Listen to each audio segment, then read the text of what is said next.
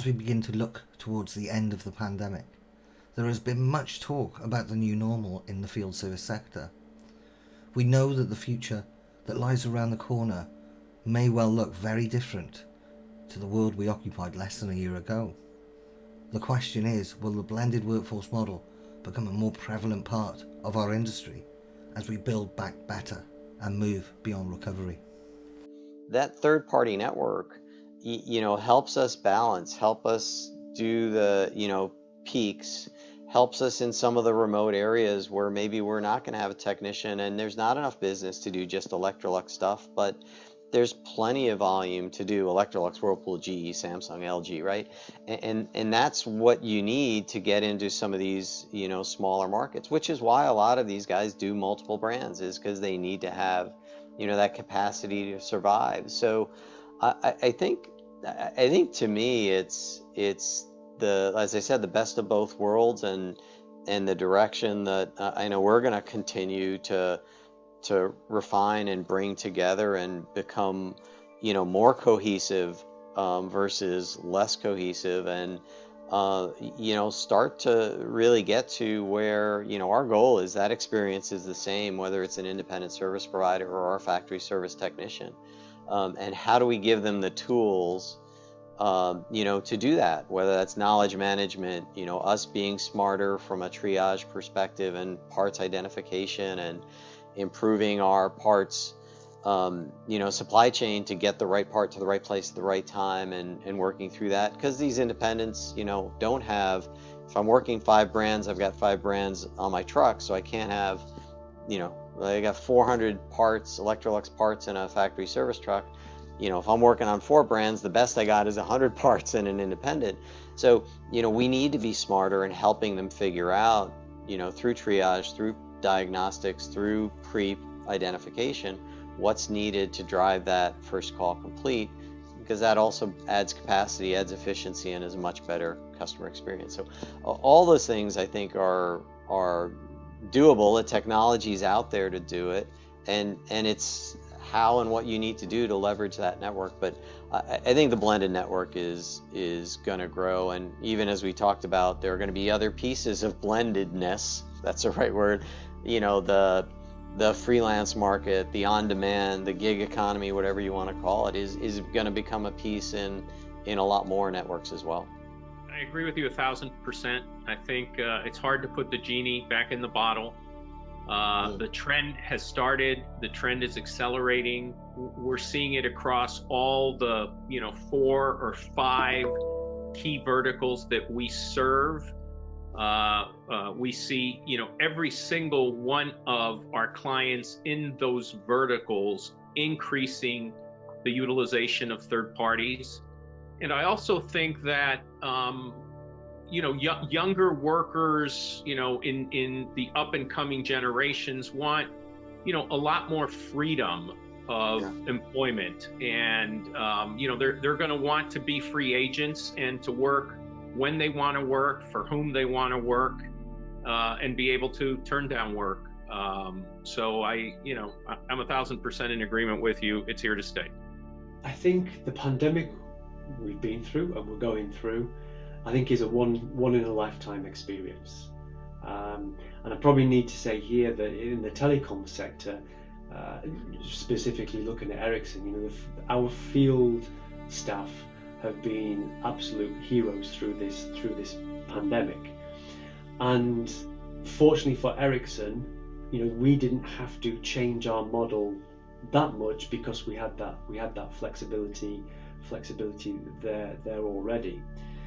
So I think a company would need to think about, okay, will we go to this extreme ever again in our lifetime?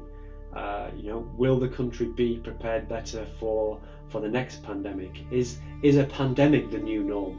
Because I can't think of another example where we would have this level of disruption across business and industry across the whole globe as to what we're seeing now. So it's more about it's that crystal ball. Once the dust settles, sometime hopefully in 2021, and when I talk about the dust settles, that influx of work has died down because all the backlogs cleared up, which could take another 6-12 months. We don't know, depending on what industry we're in. Once that dust settles, is there enough there for me to change my business model? Maybe in your industry, have you got like-minded thinkers where you can partner up to utilize a blended field force? So it's difficult to say when just thinking about the pandemic alone. I think those that were on the path prior to the pandemic, this only proves the point that there is a need. Those that weren't, it's probably worth thinking about the question and talking about all the facts that we've talked about today. Are you variable? Is it geography? Is it seasonal? And it's probably worth those companies thinking about, okay, let me think about it, let me look at the options, and will that apply to me once we get through the pandemic? So, and there's field force, there's so many different variations of a field force, and definitions, all the way from a field force for vehicle recovery. I wrote down here field force for Amazon. What is their future? Or for Uber, it is the increase for Uber and Amazon has gone up during the pandemic. What is their future post-pandemic? Is the new norm people will start going back to shops, or is the new norm I'm just going to shop from home from now on and get Tesco to deliver, or Sainsbury's, or anybody else?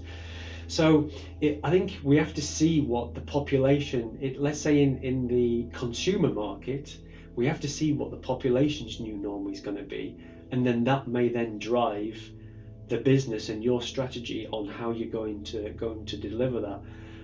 So many variables, Chris. I could give you 10 answers. They could all be right. They could all be wrong. No, I think you guys are absolutely right. I think more and more work is being done virtually in today's environment, whether it's virtual claims and insurance, or it's virtual troubleshooting for a device or a home appliance. And so more and more work will continue to get done virtually.